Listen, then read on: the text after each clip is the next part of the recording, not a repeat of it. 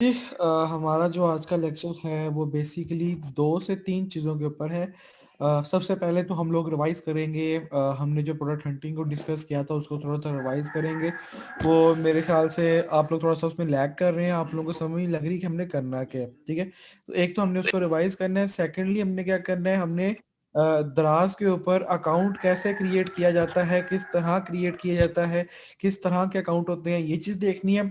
और हमने फिर थोड़ा-सा रैंकिंग को बस डिस्कस करना है। ओवरऑल रैंकिंग हम लोग कल ही डिस्कस करेंगे, लेकिन थोड़ा बहुत उसका आइडिया हम लोगों ने आज ही लेना है। ठीक है जी? तो स्टार्ट करते हैं हमारा आज का लेक्चर। अच्छा जी, सबसे पहले तो जो लास्ट टाइम हम लोगों ने प्रोडक्ट हंटिंग को स्टार्ट किया था, तो प्रोडक्ट हंटिंग से ही शुरू करते हैं हम लोग कि मैंने आपको बताया था कि हम लोगों ने द्रास क्योंकि एक ऐसी मार्केट है कि इसमें हम लोग हाई सेल की तरफ जाते हैं। डिफरेंट डिफरेंट मार्केट प्लेसेस होती हैं, हर मार्केट प्लेस की अलग-अलग वेटेज होती है, उसके ऊपर सेल्स की डिफरेंस होता है, उसके ऊपर सैचुरेशन डिफरेंट होती है, ठीक है जी?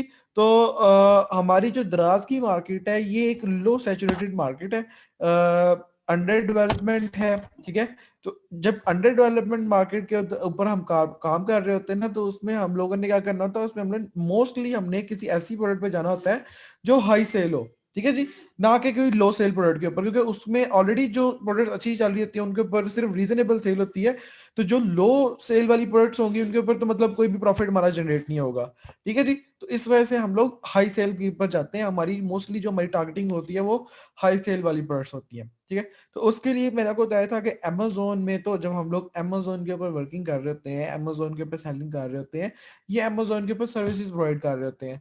तो उधर तो हमारे पास ये होता है कि बेस्ट सेलर्स की ऑप्शन मौजूद होती है, लेकिन दराज़ में ये है कि हमारे पास बेस्ट सेलर्स की ऑप्शन मौजूद नहीं है। ठीक है जी?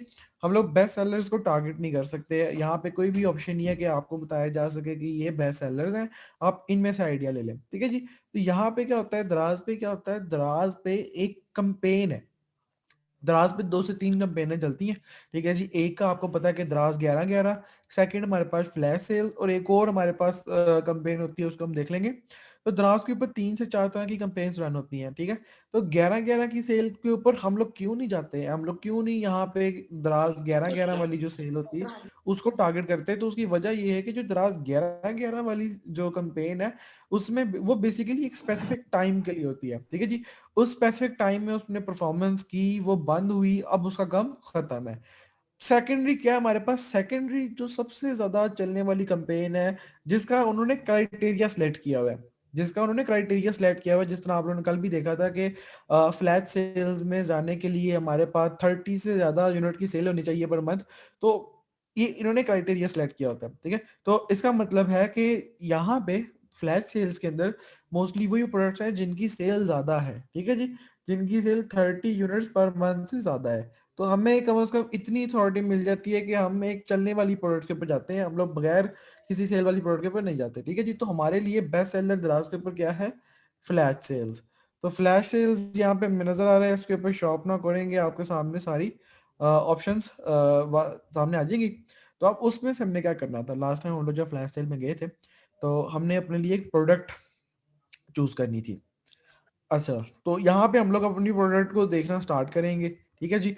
अ, अब यहाँ पे मैंने आपको बताया था कि ब्रांडेड प्रोडक्ट्स जितनी भी आपको ब्रांडेड प्रोडक्ट्स नज़र आ रही हैं, उनमें हमने कभी भी नहीं जाना है। ब्रांडेड प्रोडक्ट्स में इश्यू ये होता है कि ब्रांड की डोमिनेंसी होती है और वो स्पेसिफिक रहेगी। दराज़ क्या करेगा, जिस तरह अमेज़न करता है ना, अमेज़न का और दराज़ का कुछ एल्गोरिथम सेम है। जिस तरह अमेज़न के ऊपर आपको पता है ना कि वो प्रोडक्ट्स जिनके ऊपर बड़े-बड़े ब्रांड्स बैठे होते हैं, जो कि उस नीश की नुमाइंदगी कर रहे होते हैं। जो बड़े-बड़े ब्रांड्स होते हैं, वो स्पेसिफिक नीश की नुमाइंदगी कर रहे होते हैं, ठीक है जी? तो अमेज़न कभी भी उन बड़े ब्रांड्स को पीछे नहीं करता है या किसी एक इंडिविजुअल ब्रांड को आगे लाके नहीं रखता है। अमेज़न ने हमेशा उन बड़े वेल नोन ब्रांड्स को ही आगे रखना है, ठीक है जी? तो इसका इसका हमें हमें क्या नुकसान होता है? हमें ये नुकसान होता है कि अमेज़न हमें रैंक नहीं करता है, और क्योंकि हम रैंक नहीं होते हैं, टॉप पेज पे पहले से ही लोगों ने अपने रैंक को फ्रीज किया होता है, वो ऑलरेडी वो रैंक एक्वायर करके बैठे होते हैं और हमारे पास टॉप पेज पे आने की कोई फिजिबिलिटी होती नहीं है। इस वजह से हम उसको टारगेट नहीं करते। इस वजह से हम लोग ऐसी प्रोडक्ट को जिसके अंदर ब्रांड डोमिनेंसी है उसको टारगेट नहीं करते हैं। अमेज़न डोमिनेंसी का भी नुकसान है, ठीक है जी। अमेज़न डोमिनेंसी में अमेज़न आपको आने नहीं देगा, ब्रांड डोमिनेंसी में ब्रांड आपको आगे नहीं आने देगा, ठीक है। तो इन 2 चीज़ों को देखते हुए हमने क्या किया, हमने इन दोनों चीज़ों को इग्नोर करना स्टार्ट कर दिया कि हम ऐसी प्रोडक्ट में जाएँगे नहीं जहाँ ये 2 चीज़ें एग्ज़िस्ट करती हैं। वही चीज़, वही एल्गोरिथम हमारा दराज़ के ऊपर भी एग्ज़िस्ट करता है, ठीक है जी। अब अगर हम दराज़ के ऊपर भी उसी चीज़ को नेग्लेक्ट करना शुरू कर दिया कि हम लोग डोमिनेंट प्रोडक्ट के ऊपर जा रहे हैं, तो उसका एट द एंड हमें इश्यू नज़र आता है। उसका इश्यू में क्या नज़र आता है कि जब आप किसी डोमिनेंट प्रोडक्ट के ऊपर जाते हैं ना, जिसके ऊपर ब्रांड डोमिनेंसी का इश्यू होता है, तो उसमें क्योंकि आप फर्स्ट पेज पे आते ही नहीं है, ठीक है? तो जो सी वेव वाला कॉन्सेप्ट है, वो भी नहीं मिलता आपको। जो सी वेव वाला कॉन्सेप्ट है, वो भी नहीं मिलता आपको। तो सी वेव का कॉन्सेप्ट के लिए आपको टॉप पेज पे आना चाहिए, ठीक है जी। आपकी लिस्टिंग टॉप पेज पे नज़र आनी चाहिए। तो अगर आपकी लिस्टिंग टॉप पेज पे है ही नहीं, तो आपको सी वेव नहीं मिल सकती, ठीक है जी। तो ये फिर हमारे लिए एक इश्यू बन जाता है, ठीक है जी। तो यहाँ पे हमने एक ऐसी प्रोडक्ट ढूँढनी है जो कि ना बहुत ज़्यादा साइज़ में बड़ी हो, ना ब्रांड डोमिनेंट हो, ठीक है जी, ना उसके अंदर कोई गेटेड वगैरह का इश्यू हो, क्योंकि पाकिस्तान में गेटेड को अनगेट कराना इतना कोई मतलब ईज़ी चीज़ नहीं है। थोड़ा-सा टाइम भी टेकिंग लग होता है ये, और थोड़ी-सी ज़्यादा ही मेहनत करनी पड़ जाती है, ठीक है?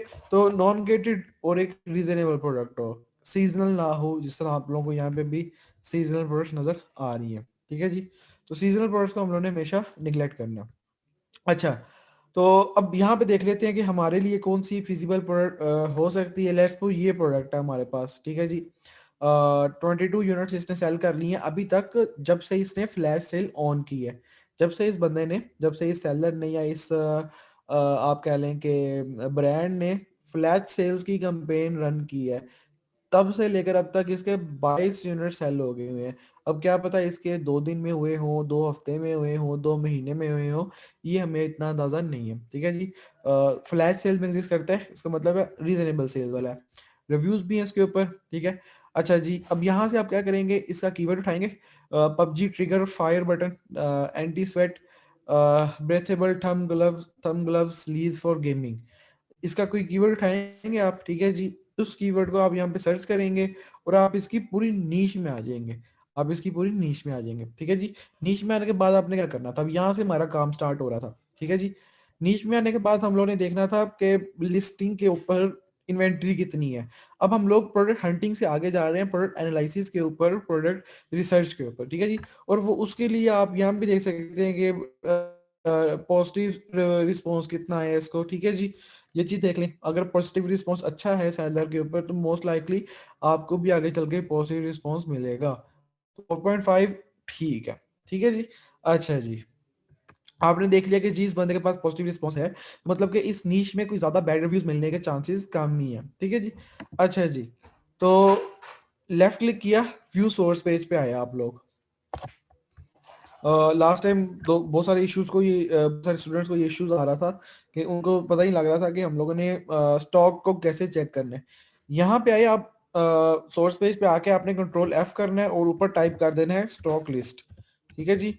जब आप ऊपर स्टॉक लिस्ट टाइप करेंगे ना, ये आपको ये आ गया, ये आपको स्टॉक लिस्ट के आगे दिखा रहा है कि इस बंदे के पास 479 यूनिट्स का स्टॉक अवेलेबल है, ठीक है जी। अब इस चीज को आपने नोट डाउन कर लेना है, ये आपको यहाँ पे भी नजर आ रहा है और यहाँ पे भी नजर आ रहा है, ठीक है जी। 479 यूनिट्स का स्टॉक इस बंदे के पास अवेलेबल है, आपने इस चीज को नोट डाउन कर लेना है, ठीक है। अब आपने क्या करना है, आपने कम से कम 2 से 3 वीक देने हैं इस चीज को वेरीफाई करने में, सॉरी डेज, क्योंकि ये दराज कोई ऐसी नीश नहीं है कि इसके ऊपर हम लोग एक प्रोडक्ट की एनालिसिस के ऊपर मंथ्स लगाएं। यूजलेस है वो चीज़ कि अगर आप लोग कहें कि मैं एक प्रोडक्ट लॉन्च करनी है, 20 से 25 हज़ार का मेरा बजट है, और उस प्रोडक्ट की लॉन्च के पीछे मैं 4-4 5-5 हफ्ते लगा रहा हूँ एक प्रोडक्ट की सेल को देखने के लिए, तो ये बेसिकली आप एक्स्ट्रा टाइम दे रहे हैं, टाइम ज़ाया करने वाली बात है, ठीक है। इतना टाइम लगना नहीं चाहिए और इतना टाइम देना भी नहीं चाहिए। दराज के ऊपर एक छोटी मार्केट है, यहाँ पे इतना टाइम नहीं देना चाहिए आपको किसी प्रोडक्ट को, ठीक है। यहाँ पे सिंपल आप एक वीक के अंदर ही चेक करें, उसके स्टॉक को डेली बेसिस पे मॉनिटर करें, जितनी कमी आती जाएगी, लेट्स सपोज आप 479 है, कल 470 हो जाते हैं, इसका मतलब है इसके 9 यूनिट सेल हो गए हैं, परसों से कम हो जाते हैं, जो जितने कम होते जाएंगे मतलब उतनी उसकी सेल आती जा रही है। इससे क्या होगा, इससे आपके माइंड में एक क्लैरिफिकेशन आ जाएगी, एक आइडिया आ जाएगा कि इस नीश में जो कॉम्पिटिटर्स हैं उनको अराउंड कितने यूनिट्स की सेल आ रही है। ठीक है जी, वो आपको अंदाजा हो जाएगा और आपने वेरीफाई करना है कि अगर तो डेली बेसिस की जो सेल है वो नियरली इक्वल टू 10 है, 7 to 10 के बीच में एग्जिस्ट करती है, 7 to 10 के करीब एग्जिस्ट करती है, तो मेरे ख्याल से मैं ये समझता हूँ कि वो एक अच्छी प्रोडक्ट है। ठीक है जी, तो आप उसको चूज कर सकते हैं। अच्छा जी, तो अब वो आपने वेरीफाई किस तरह करना है कि सेल कितनी है, वो आपने स्टॉक लिस्ट मेथड से उसको वेरीफाई करना है। तो आप लोगों ने जो प्रोडक्ट हंटिंग करनी थी लास्ट टाइम, कल जो मैंने आपको कहा था, वो बेसिकली आपने इस तरह करना था कि पहले आपने प्रोडक्ट चूज कर ली, आपने प्रोडक्ट चूज करने के बाद सिंपल मुझे नहीं भेजनी थी कि सर हमने प्रोडक्ट हंट कर लिया है, इसको वेरीफाई करें हमारी असाइनमेंट होगी, नहीं। आपने करना क्या था, आपने प्रोडक्ट को चूज किया, ठीक है जी, आपने सिंपल उसको ऐड टू आपने सिंपल उसको ना व्यू सोर्स पेज करके उसका जितना भी स्टॉक अवेलेबल था उसको नोट डाउन कर लेना था। आज आपने दोबारा उसको देखना है, जितनी स्टॉक की कमी आई होगी उतनी मतलब आपकी सेल आ रही है इसकी। ठीक है, तो ये सिंपल चीज थी। अच्छा जी, अब यहाँ पे ना एक आपका क्वेश्चन होना चाहिए, यहाँ पे ना आपका एक क्वेश्चन होना चाहिए कि हम लोग किस कॉम्पिटिटर के ऊपर ये वेरीफाई करेंगे कि उसकी सेल इतनी है या इससे कम है। अब ऑब्वियस सी बात है, हम लोग यहाँ पे क्या कर रहे हैं, हम लोग यहाँ पे एक ऐसे कॉम्पिटिटर को चेक कर रहे हैं जिसने अपनी कैंपेन चलाई हुई है फ्लैश सेल के अंदर। फ्लैश सेल के अंदर तो ऑब्वियसली सेल ज्यादा आती है। ठीक है जी, इसका मतलब है कि हमें तो फिर एक ऐसा डाटा नजर आएगा जो कंपेन के थ्रू लाया गया है, ना कि उसका ऑर्गेनिक डाटा, ना कि उसका ओरिजिनल डाटा। तो इस वजह से मैंने आपको कहा था कि आप लोगों ने कभी भी उस सेलर के ऊपर अपना डाटा रन नहीं करना या उसको चेक नहीं करना है जिसने फ्लैश सेल रन की हो। आपने प्रोडक्ट फ्लैश सेल से ही निकालनी है, लेकिन फ्लैश सेल से निकालने के बाद आप उसका मेन कीवर्ड पकड़ें और उसकी पूरी नीश में जाएं आप। ठीक है जी, पबजी ग्लव्स है जिस तरह, ये आपकी प्रोडक्ट है। ठीक है जी, पूरी नीश में जाएं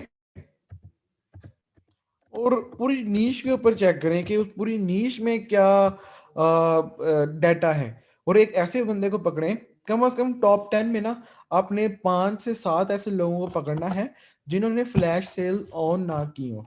ठीक है जी, जिन्होंने फ्लैश सेल रन ना की हो, वो ऑर्गेनिकली उधर हो और आपने उनका ऑर्गेनिक डाटा चेक करना है। ठीक है जी, अब इस बंदे ने तो फ्लैश सेल रन की हुई थी, तो मैं किसका करूंगा, मैं इसका चेक करूंगा, इसका करूंगा, इसका करूंगा, जिसने भी फ्लैश सेल ऑन नहीं की हुई मैं उनका चेक करूंगा। ठीक है जी, अगर सबने ही फ्लैश सेल ऑन की हुई है तो तब शायद हमारे लिए थोड़ा मुश्किल हो जाए उस नीश को चेक करना, तब शायद हमें वेट करना पड़े, तब शायद हमें वेट करना पड़े कि कब वो लोग फ्लैश सेल ऑन ऑफ करेंगे, और फ्लैश सेल ऑफ करने के 1 1 2 वीक के बाद हम उनका डाटा चेक करेंगे जब वो नॉर्मल कंडीशन में आ जाएंगे। ठीक है, तो ये चीज हमने वेरीफाई करनी होती है। अच्छा, तो रिव्यूज हमारे सामने है कि मोस्टली जो टॉप के ऊपर जो रिव्यूज नजर आ रहे हैं वो मोर देन 15 30 से ज्यादा ही हैं और अच्छे खासे रिव्यूज हैं। ठीक है, सेल वेरीफाई करेंगे पीछे से हम लोग कि हमें सेल कितनी आ रही है, बैकएंड पे क्या सेल है, वो हम व्यू सोर्स पेज के थ्रू करेंगे। ठीक हो गया जी, तो वो हमें सेल का पता लग जाना था। अच्छा जी, अब ये तो चले हमारे पास एक कॉमन सी चीजें हैं कि हमें पता लग गया जी कि क्या सेल आ रही है या क्या सिनेरियो है जो बैकएंड पे चल रहा है। ठीक है जी, अब उससे इसके अलावा भी एक चीज थी कि हमने प्रोडक्ट के ऊपर देखना है कि हमें प्रॉफिट भी मिल रहा है या नहीं मिल रहा, हमारा प्रॉफिट मार्जिन कितना है, हमारा कितने एक्सपेंडिचर्स आ रहे हैं, हमें ये सारी चीजें हमने वेरीफाई करनी होती है। तो उसके लिए क्या करना होता है, उसके लिए हमने सोर्सिंग वगैरह का देखना होता है। सोर्सिंग अगर हम नहीं भी कराते, हम पहले सिर्फ रफ एस्टिमेशन लगवाते हैं ताकि हमें पता हो, माइंड में क्लियर आइडिया हो कि क्या हमारी प्रोडक्ट की प्राइस होगी, कितने डॉलर की कितने रुपीस की हमने सेल करनी है, कितने कितने रुपीस में हम लोग पीछे से जो हमारा सप्लायर होगा, जो हमारा मैन्युफैक्चरर होगा, उससे कितने रुपीस में हमने पीछे से पकड़नी है। ये सारी चीजें हमने पहले वेरीफाई करनी होती है। ठीक है, तो अब यहाँ पे ना एक चीज सोर्सिंग के ऊपर मैं ज्यादा टाइम नहीं लगाऊंगा, आज के लेक्चर में हम लोग सोर्सिंग कवर कर लेंगे। सोर्सिंग हम करवाते ही कहाँ से हैं, दराज के ऊपर हमारी जो सोर्सिंग होती है वो मोस्ट लाइकली हमारी लोकल फिजिकल मार्केट प्लेसेस से होती है, जो कि पाकिस्तान की फिजिकल मार्केट प्लेसेस होती हैं। ठीक है, बहुत कम, मैं ये बिल्कुल भी नहीं कहूंगा, मैं इसको एग्जैजुरेट नहीं करूंगा कि दराज के ऊपर जितने भी लोग हैं सारे वो अली एक्सप्रेस और अलीबाबा से ही इन्वेंट्री मंगवा रहे हैं, कुछ मंगवा रहे हैं। 20 to 30% लोग मंगवा रहे हैं, हम उनको डिनाई भी नहीं कर सकते, लेकिन वो उसके ऊपर भी कंडीशन है, वो कब मंगवा रहे हैं। इनिशियली 90% से ज्यादा लोग इनिशियली क्या करते हैं, 90% से ज्यादा लोग इनिशियली महंगे दामों में प्रोडक्ट को परचेज करते हैं फिजिकल मार्केट से, जो कि पाकिस्तान की अपनी फिजिकल मार्केट होती है। अब वो क्योंकि अगर कोई बंदा चाइना से मंगवा रहा है तो ऑब्वियसली वो 100 150 या 200 यूनिट नहीं मंगवाएगा, वो तो हज़ारों के लिहाज से मंगवाएगा। तो जब हज़ारों के लिहाज से मंगवाते हैं तो रिस्क फैक्टर बढ़ जाता है, और हर सेलर को इस चीज़ का अंदाज़ा है, हर सेलर को इस चीज़ का अंदाज़ा है कि जब हमारे पास इन्वेंट्री ज़्यादा होगी तो क्या पता प्रोडक्ट चले ही ना, प्रोडक्ट ना चलने वाली हो तो इन्वेंट्री का क्या फायदा करना हमने, ठीक है जी। तो वो क्या करते हैं, वो स्टार्ट की जो इन्वेंट्री होती है, जो आपकी पहली इन्वेंट्री होगी, जो आपने लिस्टिंग को एक्टिव करने के लिए मंगवानी है, वो आप पाकिस्तान से ही परचेज करते हैं। जिस तरह हम लोगों ने, आप लोगों को शायद याद आ रहा होगा कि हमने अमेजोन के ऊपर हमने एक कॉन्सेप्ट सीखा था, रैपिड लॉन्च का कॉन्सेप्ट। ठीक है जी, अमेजोन पे हमने ये कॉन्सेप्ट देखा था कि अगर आप लोग रिस्क नहीं लेना चाहते, आप कहते हैं कि हम लोग रैपिड लॉन्च करेंगे, रैपिड लॉन्च में हमारी फर्स्ट इन्वेंट्री हम लोग उसी मार्केट प्लेस से लेंगे, और उसके बाद जब हमारी जब हमें पता लग जाएगा कि प्रोडक्ट चलने वाली है, प्रोडक्ट में फायदा है, प्रोडक्ट में प्रॉफिट है, उसके बाद जाके हम लोग क्या करेंगे, हम लोग अपनी इन्वेंट्री किसी चीप मार्केट से मंगवाएंगे, मतलब फिर चाइना या अली एक्सप्रेस, अली बाबा वगैरह से मंगवाएंगे, ठीक है जी। तो लेकिन वो सेकंड स्टेप होता है, फर्स्ट स्टेप में वो उसी मार्केट से मंगवाते हैं ताकि जल्दी से लॉन्च करके देख लें कि प्रोडक्ट अच्छी है या भी नहीं है। उसी तरह हम लोग द्रास के ऊपर भी करेंगे। द्रास में हम क्या करेंगे कि हमारे पास जो पाकिस्तान में होलसेल मार्केट्स हैं, अनारकली हो गई हमारे पास, और बहुत सारी मार्केट प्लेसेस हैं, बहुत सारी फिजिकल मार्केट्स हैं जो लाहौर में और कराची में एग्जिस्ट करती हैं। यहाँ से हम लोग अपनी इन्वेंट्री मंगवाएंगे, जो कि हमें थोड़ी सी ना महंगी मिलेगी। आप लोगों का प्रॉफिट मार्जिन, लेट्स सपोज आप लोगों ने प्रॉफिट मार्जिन किया हुआ था कि हमें कम से कम एक लॉन्च के ऊपर प्रॉफिट होना चाहिए, 20-25% के करीब प्रॉफिट होना चाहिए। तो पहली इन्वेंट्री आपकी क्या पता जीरो प्रॉफिट पे जा रही हो, लेकिन फिर भी वो ठीक है। अगर जीरो पे भी जा रही है ना तो ठीक है, नेगेटिव में ना जाए, लेकिन जीरो फिर भी ठीक है फर्स्ट इन्वेंट्री। क्यों जीरो ठीक है, मैं क्यों कह रहा हूँ जीरो ठीक है, क्योंकि असल में बात ये है कि हम लोग फर्स्ट इन्वेंट्री में सिर्फ ये पता लगवा रहे होते हैं कि प्रोडक्ट चलने वाले भी वाले, ठीक है जी। लेट्स फर्स्ट इन्वेंट्री मंगवा ली 100 यूनिट्स की, हमने उसमें से 20 यूनिट्स भिजवा दिए फुलफिलमेंट बाय द्रास के सेंटर में, हमने एफबीडी का मॉड्यूल चूज किया है। हम एफबीएम भी कर सकते हैं, लेकिन क्योंकि हम लोगों ने ज्यादा कोई भागदौड़ नहीं करनी, तो हम क्या करेंगे, हम लोग सिंपल सा एफबीडी का मॉडल चूज किया हमने। एफबीडी का मॉडल चूज करते हुए हमने क्या किया, अपनी 100 यूनिट मंगवाए हमने, उसमें से 20 हमने भिजवा दिए हैं दराज के वेयर हाउस में, हमारी लिस्टिंग एक्टिव हो गई है, ठीक है जी। अब लिस्टिंग एक्टिव होने के बाद हमने क्या करना है, हमने करने हैं गिव अवेज। अच्छा, अब यहाँ पे एक टेक्निक है, यहाँ पे एक टेक्निक है। अमेज़न पे हमने क्या देखा था कि जितनी रिक्वायरमेंट होती है उसका किस तरह पता लगता है। अमेज़न पे हमें पता लगता है कि हमारे कॉम्पिटिटर्स कितने यूनिट्स की सेलिंग कर रहे हैं। अमेज़न पे फिर हमें वो पता लगता है, तो जितने हमारे कॉम्पिटिटर सेलिंग कर रहे होते हैं, हमें भी उतने ही गिव अवेज करने पड़ते हैं। फिर जब हमारी प्रोडक्ट टॉप पेज पे आती है, फिर हमें पता लगता है कि ये प्रोडक्ट चलने वाली है या नहीं चलने वाली। दराज में ये चीज इतनी ज्यादा हार्श नहीं है। दराज में क्या होता है कि आप 10 गिव अवे करते हैं, दराज में आप 10 गिव अवे करते हैं, और आपको अगर 10 गिव अवे करने के बाद, दराज के ऊपर एक ये कॉन्सेप्ट है, इस चीज को ध्यान में रखिएगा कि दराज के ऊपर एक कॉन्सेप्ट है कि अगर आप 10 गिव अवे करते हैं ना, और उन 10 गिव अवेज के बाद आपकी प्रोडक्ट के ऊपर ऑर्गेनिक सेल आना स्टार्ट हो जाती है, इसका मतलब है प्रोडक्ट चलने वाली है। 10 गिव अवे करने के बाद जब आपकी प्रोडक्ट के ऊपर ऑर्गेनिक सेल आना स्टार्ट हो जाए, इसका मतलब है कि प्रोडक्ट चलने वाली है, ठीक है जी। तो लोग इस तरह पता करते हैं, लोग 20 यूनिट भिजवाए द्रास के ऊपर, उसमें से 10 गिव अवे कर दिए और ऑर्गेनिक ऑर्डर आना स्टार्ट हो गए, ठीक है। अगर ऑर्गेनिक ऑर्डर आना स्टार्ट हो गए तो बेस्ट है।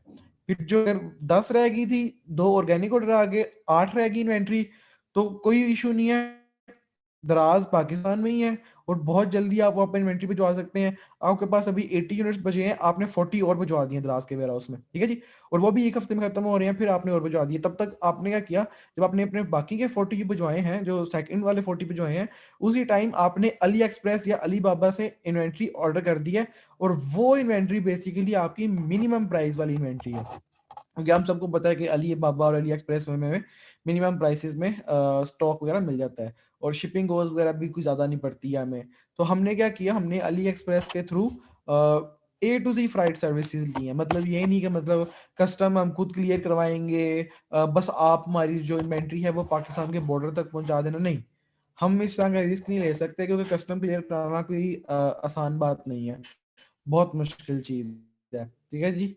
तो हम कस्टम क्लियरेंस नहीं करवा सकते क्योंकि हमारे पास वीबॉक नहीं है। अब आप पूछेंगे कि वीबॉक क्या होता है? वीबॉक एक पाकिस्तानी डॉक्यूमेंट है जो चाहिए होता है आपको इंपोर्ट्स और एक्सपोर्ट्स के लिए। अगर आपके पास वो डॉक्यूमेंट नहीं है तो कोई भी इन्वेंट्री आप भिजवा नहीं सकते और मंगवा नहीं सकते। ठीक है जी। और वैसे भी पाकिस्तान में इंपोर्ट्स के चार्जेस बहुत ज़्यादा हैं, तो हम वो बियर नहीं करना चाहते। हम क्या कहते हैं, हम फ्राइट कंपनी को ही कहते हैं कि आप ही हमारी इन्वेंट्री हमारे वेयर हाउस तक, जो भी हमारा घर है या वेयर हाउस है, उस तक पहुंचाएं। तो वो पहुंचाएंगे और फिर वो इन्वेंट्री हम अपने दराज के वेयर हाउस में भिजवाएंगे, और वो इन्वेंट्री होगी जो हमारी असल प्रॉफिट वाली इन्वेंट्री होगी। जो ऊपर के 100 यूनिट्स है जो हमारे, वो तो बेसिकली हमने जीरो में सेल किए हैं। क्यों सेल किए हैं जीरो में? पता लगवाने के लिए कि मार्केट में इस प्रोडक्ट की डिमांड है या नहीं है। ठीक है जी। वंस आपको पता लग गया कि इसकी डिमांड है, आपने लगातार इन्वेंट्री मंगाना स्टार्ट कर दिया और उसकी सेलिंग स्टार्ट कर दी। ठीक है जी।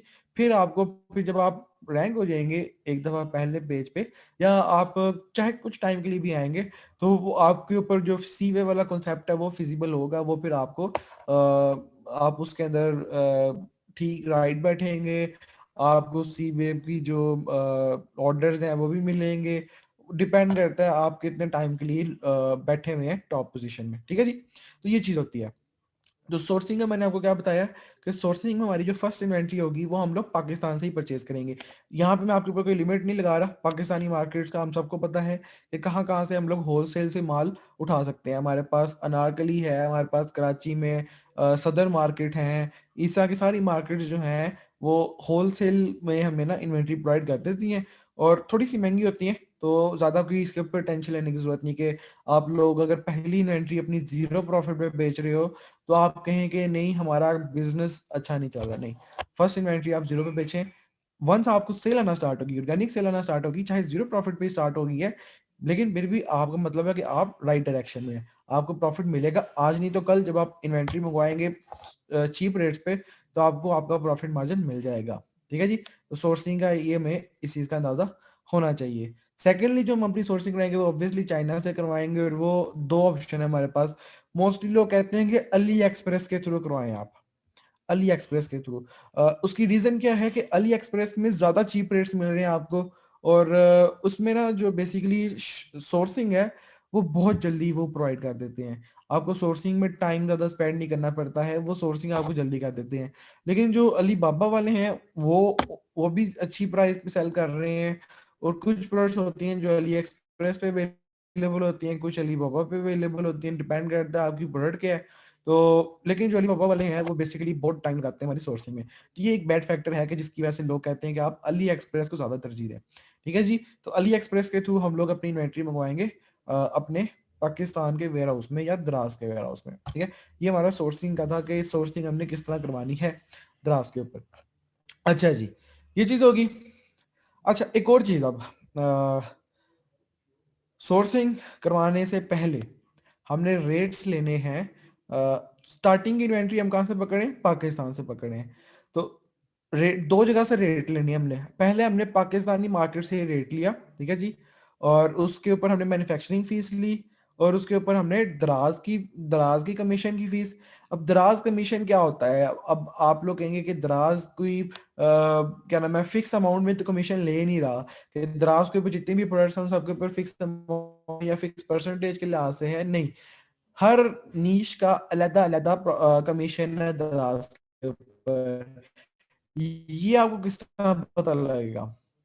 दराज का सेलर सेंट्रल, आज मैं आप लोगों को बता दूंगा कि कैसे आप लोग दराज का सेलर सेंट्रल ओपन कर सकते हैं। तो आप अपने लिए दराज का सेलर सेंट्रल खुलवा सकते हैं। ठीक है जी। आप इंडिविजुअल आगे चल के जब आप प्रोफेशनल वर्किंग में आएंगे तो आप अपना वो अकाउंट बंद करके अपना प्रोफेशनल अकाउंट खुलवा सकते हैं। तो उसमें कोई टेंशन नहीं है। अगर आप अभी अभी ही सीखने के लिए अपना इंडिविजुअल अकाउंट खुलवा लें तो उसमें कोई टेंशन नहीं है, आपको कोई पैसे नहीं पड़ेंगे। तो बेसिकली होता है कि दराज के ऊपर हर कैटेगरी के ऊपर हमें डिफरेंट डिफरेंट दराज कमीशन पे करना पड़ता है। और ये हमें कहाँ से पता लगेगा? ये हमें पता लगेगा दराज के सेलर सेंट्रल से। दराज का जो सेलर सेंट्रल होता है, चाहे वो इंडिविजुअल हो चाहे वो प्रोफेशनल हो, उसके अंदर आपको एक रिपोर्ट दी होगी, उसके अंदर एक रिपोर्ट दी होगी, और उस रिपोर्ट के अंदर आपको ए टू जी सारी नीशेस का बताया होगा कि अगर आप इस नीश वाली प्रोडक्ट लॉन्च करते हैं तो आपको इतने परसेंट कमीशन पे करना पड़ेगा दराज को। तो दो चार्जेस हो गए हमारे अभी तक। एक हो गया हमारा मैन्युफैक्चरिंग चार्जेस या लैंडिंग कॉस्ट कह लें, जो कि हम लोग कोरियर कंपनी तक करवा रहे हैं, ठीक है जी। सेकंड हो गया हमारा दराज कमीशन। थर्ड चीज क्या है हमारे पास? थर्ड चीज है हमारे पास के वैट। अब पाकिस्तान का वैट 15 या 20% के करीब पाकिस्तानी वैट, पाकिस्तान में वैट चार्ज हो रहा है, ठीक है जी। तो आप प्रोडक्ट की प्राइस का उतना वैट भी निकालेंगे, ठीक है जी। और बाद में फिर जो बचेगा वो आपका प्रॉफिट होगा।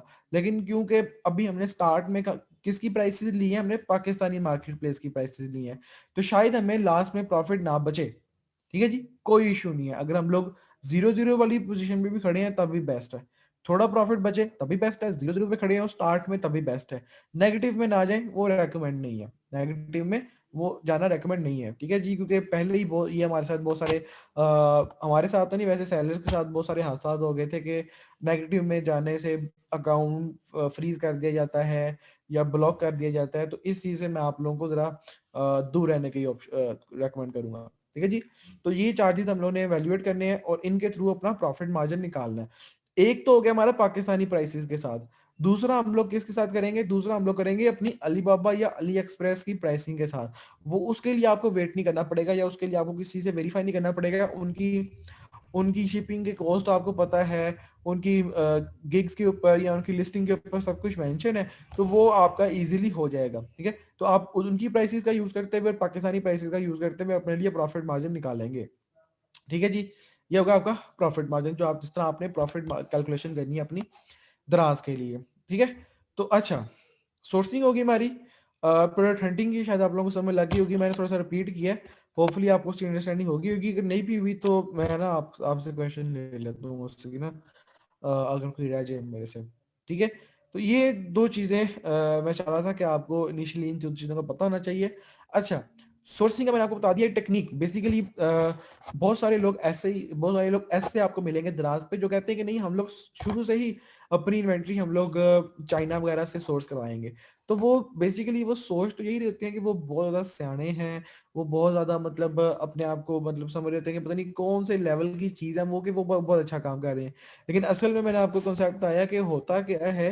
होता ये कि बहुत सारी प्रोडक्ट्स होती हैं जो देखने में लगती हैं कि बहुत ज्यादा चलने वाली है, देखने में लग रही है, ठीक है जी।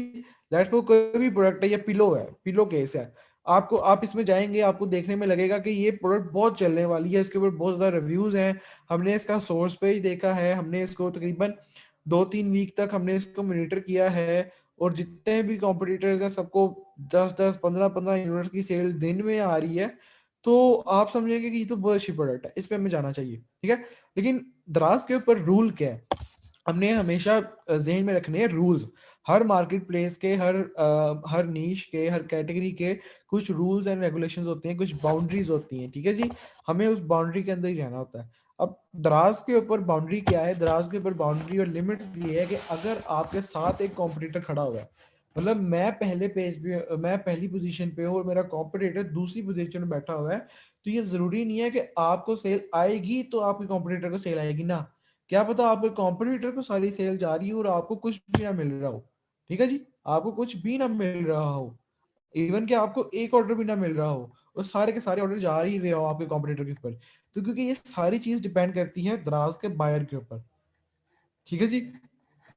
अमेजोन में तो फिर अमेजोन का लॉगरिथम जो अमेजोन का बायर होता है उसके जहन के साथ थोड़ा बहुत खेल लेता है।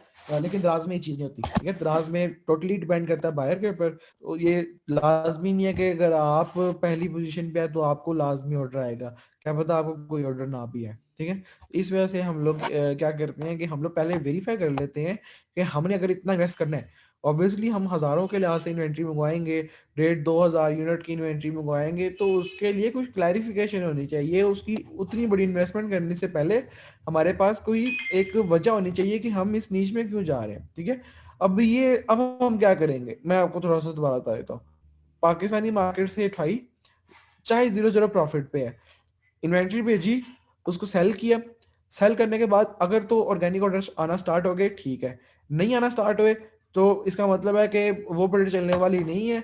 आप ऐसा करें कि उसको एक्टिव ही छोड़ दें और आप किसी और प्रोडक्ट की तरफ मूव कर दें। इससे ये होगा कि आपके जो ज़्यादा नुकसान वाले है ना वो बच जाएंगे आप ज़्यादा नुकसान से। और ये ज़रूरी नहीं है कि आप 100 यूनिट मंगवाएं, आप 10 यूनिट भी मंगवा सकते हैं, आप 15 यूनिट भी मंगवा सकते हैं, ये टोटली डिपेंड करता है आपके ऊपर कि कितना बजट है आपके पास, ठीक है।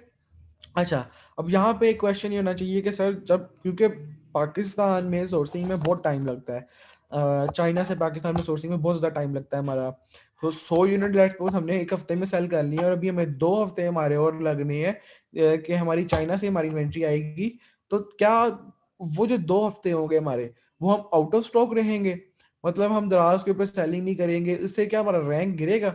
नहीं, इसका आंसर है नहीं, नियरली इक्वल टू नहीं, क्योंकि मैंने आपको कल एक बात बताई थी कि दराज के ऊपर आपका आउट ऑफ स्टॉक हो जाना बेहतर चीज है, लेकिन दराज के ऊपर आप ये नहीं करेंगे कि मतलब आप लिस्टिंग को ही क्लोज कर दें, ये वो आउट ऑफ स्टॉक रहें, ठीक है, कोई से इशू नहीं है, लिस्टिंग को क्लोज कर दें या उसको सप्रेस कर दें, इससे भी आप बच जाएंगे, क्योंकि दराज के ऊपर रैंक इतना ज्यादा जल्दी नहीं गिरता है। यहाँ पे अगर आप लोग आउट ऑफ स्टॉक हो गए हैं ना तो बहुत आहिस्ता आहिस्ता आपका रैंक कम होगा। अमेजोन की तरह नहीं कि मतलब आज आउट ऑफ स्टॉक हो यार कल आप कहाँ पहुंचेंगे, इधर बहुत आहिस्ता आहिस्ता पहुंचते हैं। तो आपके पास एक फ्री हैंड होता है कि आप अपनी इन्वेंट्री मंगवा के उसकी दोबारा सेलिंग कर लें, ठीक है, क्योंकि अभी हमने स्टार्ट में भी देखा जब हम लोग दराज के ऊपर आ रहे थे तो बहुत सारी ऐसी लिस्टिंग्स थी जिनके ऊपर लिखा हुआ था सोल्ड आउट। सोल्ड आउट का मतलब ये होता है कि उस बंदे ने अपनी उस लिस्टिंग को अब क्लोज कर दिया हुआ है, मतलब वो सारी बिक गई हुई है, आप भी क्लोज कर दें, आपकी भी लिस्टिंग यहाँ पे ही नजर आ रही होगी और उसके ऊपर लिखा हुआ होगा सोल्ड आउट, और 2 हफ्ते बाद क्या पता वो पेज के लास्ट पोजीशन पे हो लेकिन ज्यादा नहीं गिरेगा, ये फिर भी ठीक है, ये चीज फिर भी ठीक है, महंगी इन्वेंट्री बेचने से ज्यादा अच्छी चीज यही ठीक है।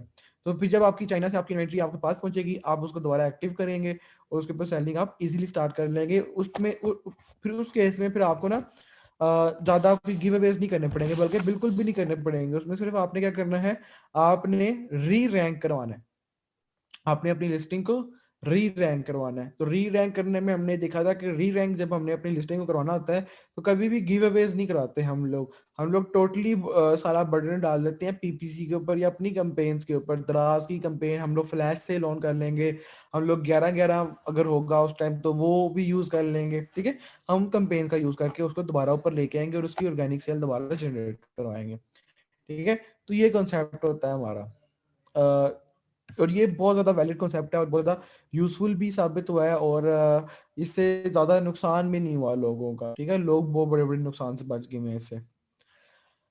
अच्छा जी, ये चीज़ होगी हमारी। अच्छा, अब आ जाते हैं अपने अकाउंट क्रिएशन की तरफ के दराज में हमने किस तरह अपने अकाउंट क्रिएट कराने हैं, क्या क्या इंफॉर्मेशन हमें चाहिए दराज के ऊपर अकाउंट क्रिएट करने की, ठीक है।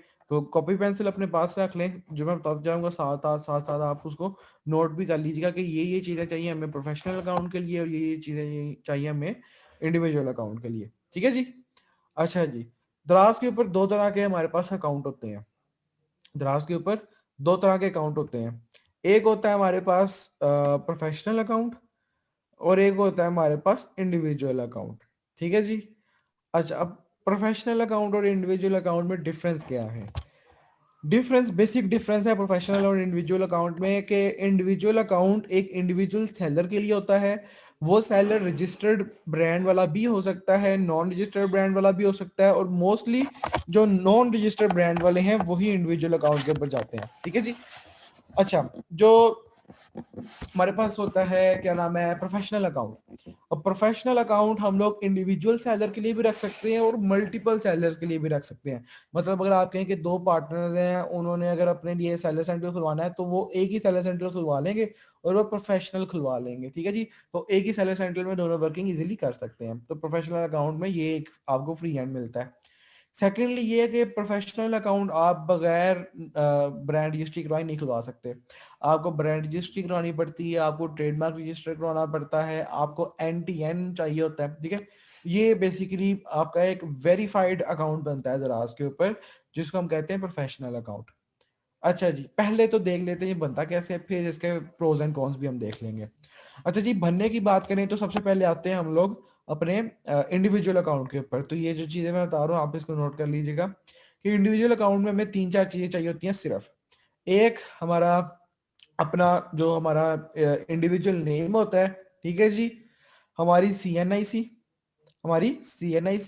हमारा बैंक अकाउंट, हमारी सीएनआईसी, हमारा बैंक अकाउंट, ठीक है जी, और हमारी एड्रेस डिटेल्स।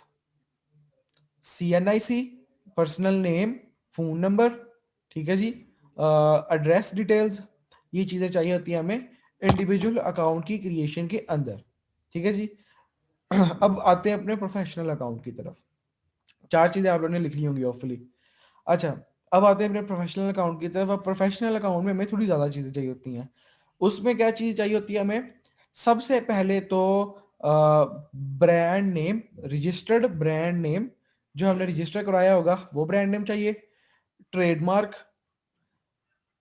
एनटीएन, जो हमारा ब्रांड होगा उसका एनटीएन हमें चाहिए, उसी ब्रांड नेम के ऊपर एनटीएन रजिस्टर्ड होगा, हम लोग एनटीएन टैक्स पेयर बनेंगे, ठीक है जी।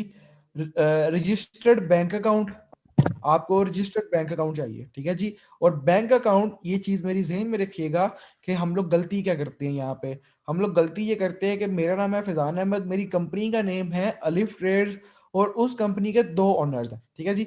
हम लोग क्या करते हैं, हम जो बैंक अकाउंट अटैच कराते हैं अपना प्रोफेशनल अकाउंट में, हम लोग, मैं अपना बैंक अकाउंट अटैच करवा देता हूँ, फैजान अहमद के नाम वाला बैंक अकाउंट अटैच करवा देता हूँ। वो एरर शो कराई जाता है और हमें समझ नहीं आती कि ये हो क्या रहा है। वो कहता है कि ये तो बैंक अकाउंट एग्जिस्ट ही नहीं करता, ये तो बैंक अकाउंट एग्जिस्ट ही नहीं करता। तो वो वाकई में ठीक कह रहा है कि अगर आपने, क्योंकि अपनी कंपनी के नेम के ऊपर अपना अकाउंट बनवाना है, तो आपका जो बैंक अकाउंट होगा वो भी आपकी कंपनी के नेम के ऊपर ही बनेगा, ठीक है जी। तो आपने अपनी कंपनी के नेम के ऊपर ही एनटीएन बनवाना है, कंपनी के नेम के ऊपर ही बैंक अकाउंट बनवाना है, ठीक है जी। ये चीजें आपको चाहिए। इसके साथ आपको अपना ऑफिस, जहां पे भी आपका ऑफिस है, वर्किंग ऑफिस, जब हम लोग ब्रांड रजिस्टर कराते हैं ना, तो मेन ऑफिस उसका, अगर आपने लेट्स सपोज ब्रांड रजिस्ट्री ज्यादातर हम लोग कराते हैं गोडैडी से, पाकिस्तान में ज्यादातर अगर आप ऑनलाइन रजिस्टर करना चाह रहे हैं तो godaddy.pk या godaddy.com के थ्रू कर लेंगे आप। या आप लाहौर चैम्बर ऑफ कॉमर्स के थ्रू अपना ब्रांड और ट्रेडमार्क वगैरह रजिस्टर करवा सकते हैं, ठीक है जी। तो जब आप लोग लाहौर चैम्बर ऑफ कॉमर्स के थ्रू कराते हैं तो रेकमेंडेड है वैसे लाहौर चैम्बर ऑफ कॉमर्स, क्योंकि वो गार्ड है, वो गार्ड है बेसिकली। अगर आपने आगे चल के वीजा वगैरह यूज लगवाना हो तो वो इजीली, जब आप लाहौर चैम्बर ऑफ कॉमर्स के मेंबर होते हैं तो वो इजीली आपका बन जाता होता है। तो आपको उसी के ऊपर, कंपनी नेम के ऊपर ही एनटीएन वगैरह चाहिए होता है, ठीक है जी। और हम लोग गलती क्या करते हैं, हम लोग अपना इंडिविजुअल बैंक अकाउंट अटैच कर रहे होते हैं, हालांकि हमने अपने कंपनी के ऊपर बैंक अकाउंट बनवाना है और वो अटैच करना है उसके साथ, ठीक है जी। हमारा वर्किंग एड्रेस, एक तो लाहौर का एड्रेस हो जाएगा क्योंकि हमने लाहौर चैम्बर ऑफ कॉमर्स के ऊपर अपना ब्रांड रजिस्टर कराया हुआ है। सेकेंडली हमारा जो एड्रेस होगा वो वर्किंग ऑफिस का एड्रेस होगा, वो आप कहीं का भी लिखवा सकते हैं, उन्होंने आके चेक नहीं करना। आप अपने घर का भी लिखवा सकते हैं, आप अपने इलाके का भी लिखवा सकते हैं, कोई इशू नहीं है। मैं अगर लिखवाऊंगा तो मैं ऑब्वियसली अपने घर का ही लिखवाऊंगा क्योंकि मैं लाहौर में तो वर्किंग कर नहीं रहा है। तो आप अपने घर का भी एड्रेस लिखवा सकते हैं, वो वेरीफाई हो जाता होता है। क्योंकि क्यों? क्योंकि आपने वो एड्रेस भी एंटर किया होता है अपने ब्रांड रजिस्ट्री के अंदर, ठीक है, तो वो वेरीफाई हो जाता होता है आपका, ठीक है। तो ये 4-5 चीजें चाहिए होती हैं जो कि वेरीफाइड होनी चाहिए आपकी, ठीक है। हाँ, आपको सीएनआईसी मैंने बता दी थी, आपको सीएनआईसी आपको चाहिए होती है आपके इंडिविजुअल अकाउंट के अंदर, यहाँ पे आपको ये एनटीएन वगैरह चाहिए होता है। तो इन चीजों का यूज करते हुए आप अपना प्रोफेशनल अकाउंट क्रिएट कर सकते हैं दराज के ऊपर, ठीक है जी। जो चीजें मैंने बताई हैं इसको जहन में रखिएगा, ये मैं आगे चल के आपसे पूछ भी सकता हूँ। अच्छा जी, अब यहाँ पे एक सवाल ही होना चाहिए आपका कि अकाउंट क्रिएट करना कहाँ से है, अकाउंट क्रिएट करना कहाँ से है। तो आप सिंपल दराज.pk के ऊपर आए, दराज.pk में यहाँ पे आपको साइन अप की ऑप्शन नजर आ रही है। 2 ऑप्शन है, एक है लॉगिन की और एक है साइन अप की। हमने अभी अकाउंट क्रिएट करना है, हमने अभी अकाउंट क्रिएट करना है, अभी किया नहीं है।